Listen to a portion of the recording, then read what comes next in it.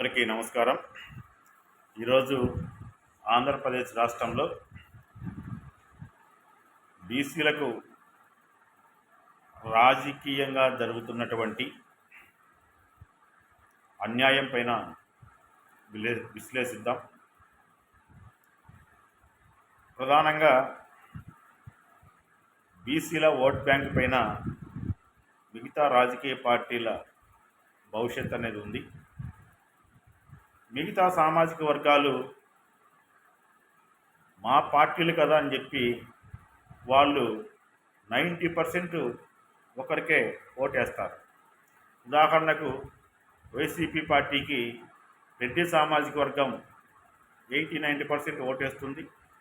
TDP పార్టీకి కమ్మ సామాజిక వర్గం 80-90% ఓటేస్తుంది. అదేవిధంగా జనసేన పార్టీకి కాపు సామాజిక వర్గం 80-90% ఓటేస్తుంది. అదేవిధంగా ఇక ముస్లిం మైనార్టీలు, తర్వాత ఎస్సీ ఎస్టీలు వారు ఆ పార్టీలు తీసుకునే కొన్ని నిర్ణయాలను బట్టి వాళ్ళ ఓటు ప్రభావం అనేది ఉంటుంది.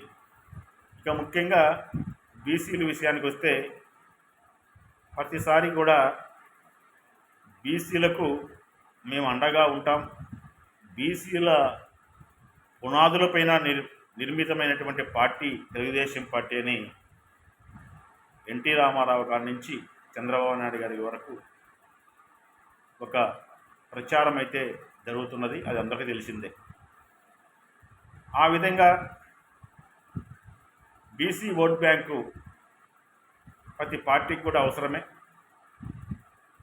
బీసీ ఓట్ బ్యాంకు 70-80% ఏ వైపు మొగ్గు చూపుతారో ఆ పార్టీలు అధికారంలోకి వస్తాయి.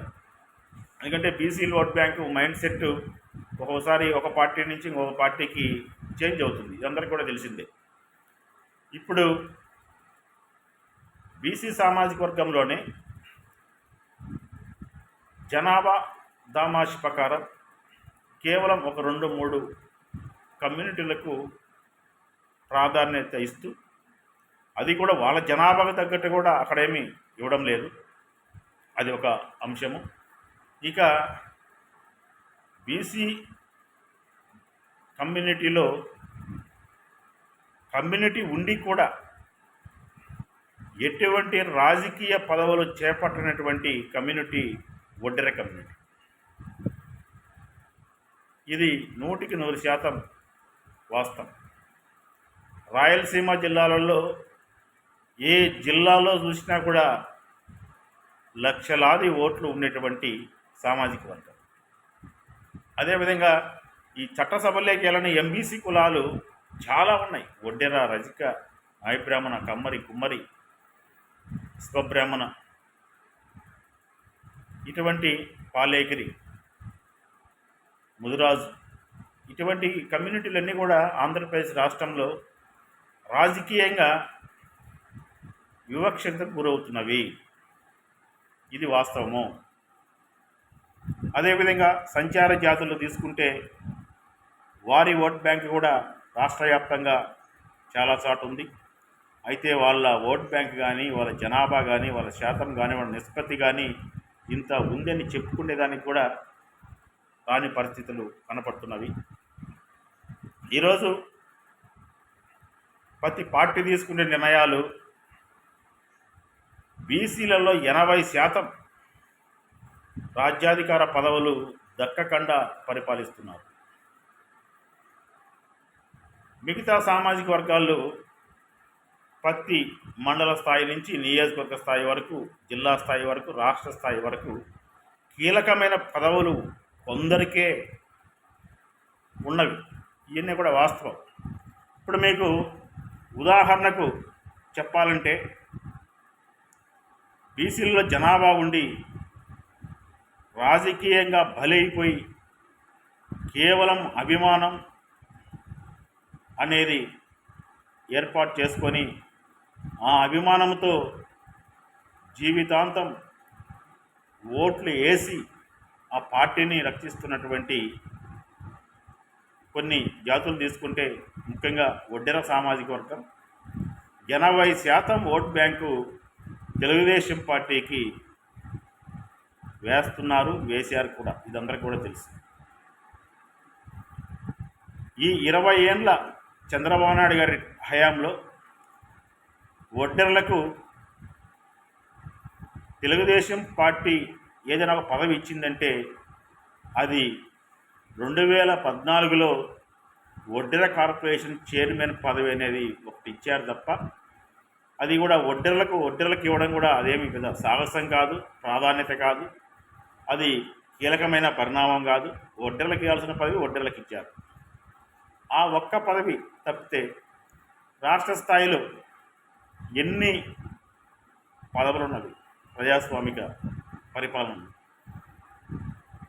ఎన్నో కీలకమైన కార్పొరేషన్ చైర్మన్లు ఉన్నవి, ఎన్నో కీలకమైనటువంటి జిల్లా స్థాయి పదవులు ఉన్నవి. వీటిల్లో ఏ ఒక్కటి కూడా ఒడ్డెర కమ్యూనిటీకి ఇవ్వలేదు. దీని ద్వారా ఏమర్థమవుతున్నదంటే కేవలం పార్టీల మీద అభిమానంతో ఇంకా చేస్తారు అని ఆశించి పూర్తిగా తెలుగుదేశం పార్టీ ఒడ్డెర్లకు కానీ మిగతా ఎంబీసీ కమ్యూనిటీలకు కానీ చాలా తీవ్రమైన అన్యాయం చేస్తున్నది. ఇది మీరు ఒకసారి పరిశీలించుకోవాలి, వాస్తవమా కాదా అనేది. రాజకీయ ప్రాధాన్యత లేనప్పుడు ఏమైపోతాయి ఈ జాతులన్నీ కూడా? 5-6% ఉండేవాళ్ళే ఉన్నతమైన కీలక పదవులన్నీ మీరే తీసుకొని మిగతా సామాజిక వర్గాలను కేవలం ఓట్ బ్యాంక్ మాత్రమే చూసి గెలిచిన తర్వాత కనీసం వాళ్ళ యొక్క పరిస్థితులు కానీ అంచనా కానీ ఎవరు కూడా వేయనటువంటి పరిస్థితులు. ముఖ్యంగా ఒడ్డెర సామాజిక వర్గంలో మేము చెప్పే అంశం ఏంటంటే, ఎవరైనా ఒక నాయకుడు ఎదగాలంటే అతను స్వతక్తిగా ఎదిగి స్వయం కృషితో ముందుకొచ్చి రాష్ట్ర వ్యాప్తంగా పార్టీ కార్యక్రమాలను అన్ని జిల్లాలలో విస్తృతంగా సొంత ఖర్చులతో, సొంత వెహికల్, తర్వాత అన్ని చోట్ల కూడా సమీకరించి పనిచేసేటువంటి నాయకత్వాన్ని కూడా ఈరోజు ఆంధ్రప్రదేశ్ రాష్ట్రంలో తెలుగుదేశం పార్టీ అనగదొక్కుతున్నది. ఉదాహరణకు ఒడ్డెర వెంకట గారి విషయం తీసుకుంటే, ప్రతిపక్షంలో ఉన్నప్పుడు ఒడ్డెర సాధికార రాష్ట్ర కన్వీనర్గా ఆనాడు ప్రతిపక్షంలో ఉన్నప్పుడు ఒక పదవి తీసుకోవాలంటే ప్రతిపక్ష పార్టీకి ఎదురొడ్డి ఆ రోజుల్లో జరిగే ప్రతి ఘటనపైన స్పందించి పార్టీ యొక్క విధి విధానాలను ముందుకు తీసుకెళ్ళి పార్టీ బలోపేతానికి కారణమైనటువంటి వారికి న్యాయం జరగకపోతే ఇక రాబోయే తరం ఎప్పుడు ముందుకు వస్తుంది? యువకుడు, విద్యావంతుడు, స్వశక్తితో పైకొచ్చిన వ్యక్తి ఏదో ఒక పదవి అనేది ఇస్తారు, తద్వారా జాతులకు మేలు జరుగుతాయని కూడా మేము కూడా ఎదురు చూసాం. నేను కూడా ఒక ఒడ్డెర బిడ్డగా ఆశించాను. ఈ పరిణామాలన్నీ కూడా చాలా బాధ కలిగిస్తున్నది. సమీప భవిష్యత్తులో ఈ రాజకీయాలలో అన్ని అడ్డంకులు దాటుకొని ఒక లీడర్ కావాలంటే చాలా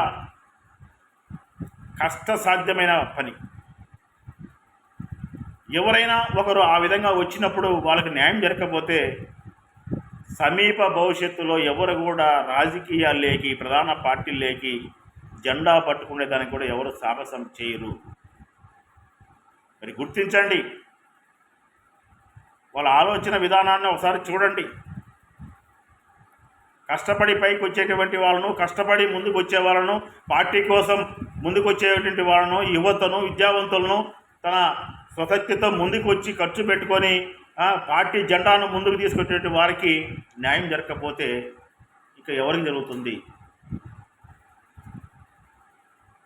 కొన్ని వేల పదవులు ఉన్నవి. కమ్యూనిటీ పదవి కమ్యూనిటీకి ఇచ్చి మేము చేస్తున్నామంటారు.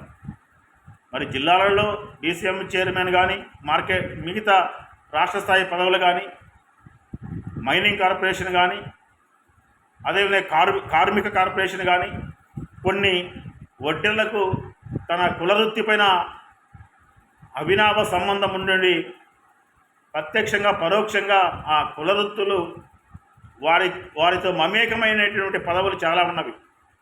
ఉదాహరణకు మైనింగ్ కార్పొరేషన్ ఒడ్డెలకు ఇవ్వాలి. అదేవిధంగా కార్పొరేషన్ ఏదన్నా ఉంటే అది ఒడ్డెలకు ఇవ్వాలి.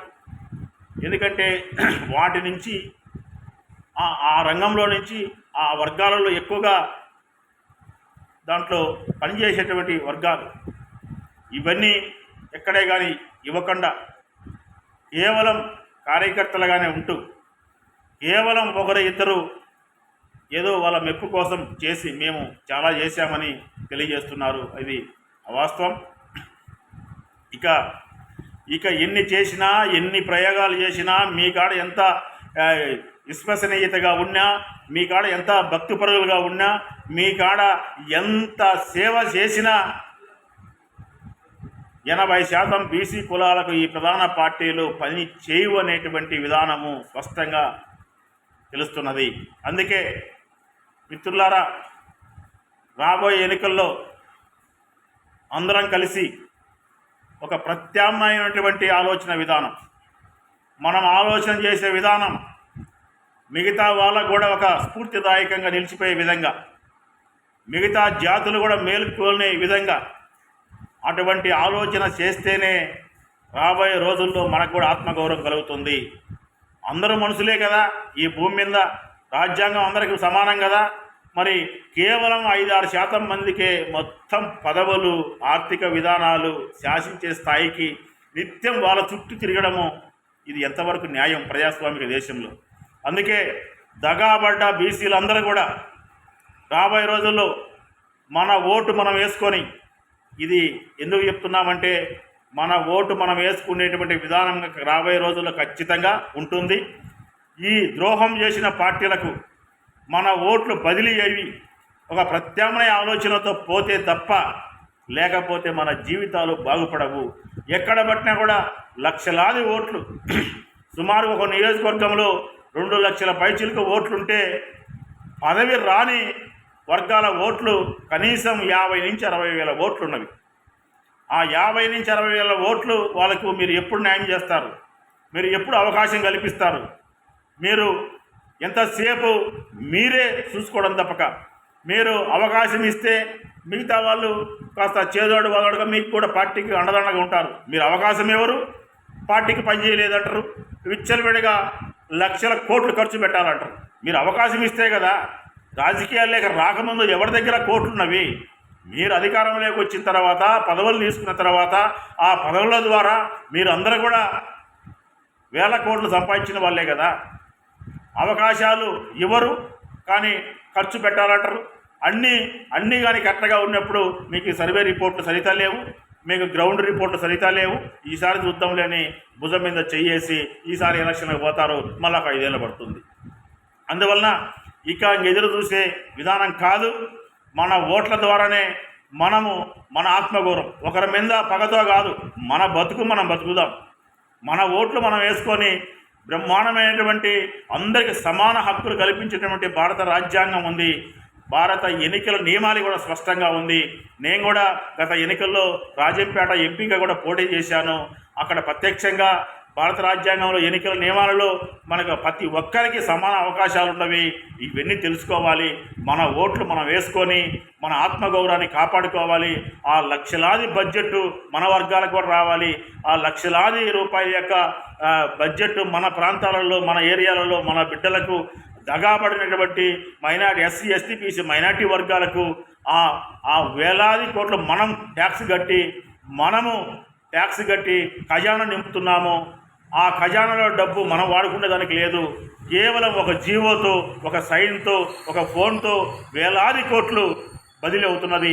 ఆ వేలాది కోట్లలో మనకు ఎంతవరకు వస్తున్నదో మనందరికీ కూడా తెలుసు.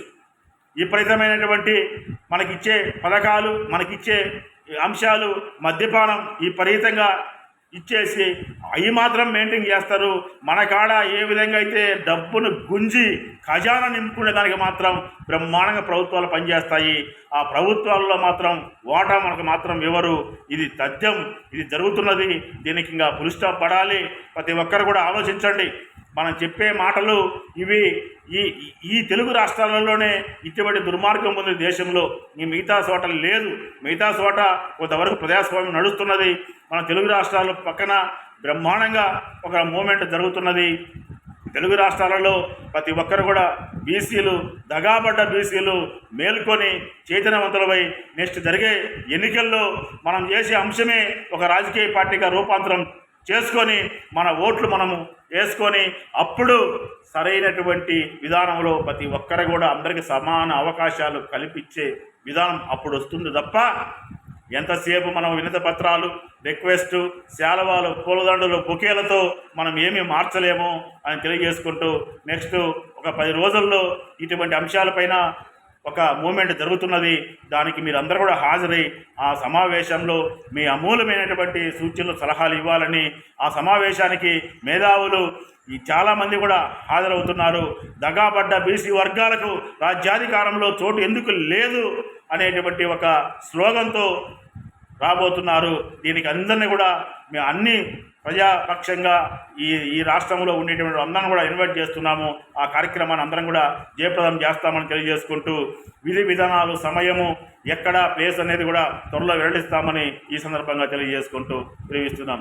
జై భీమ్, జై పూలే, జై బీసీ, జై బహుజన.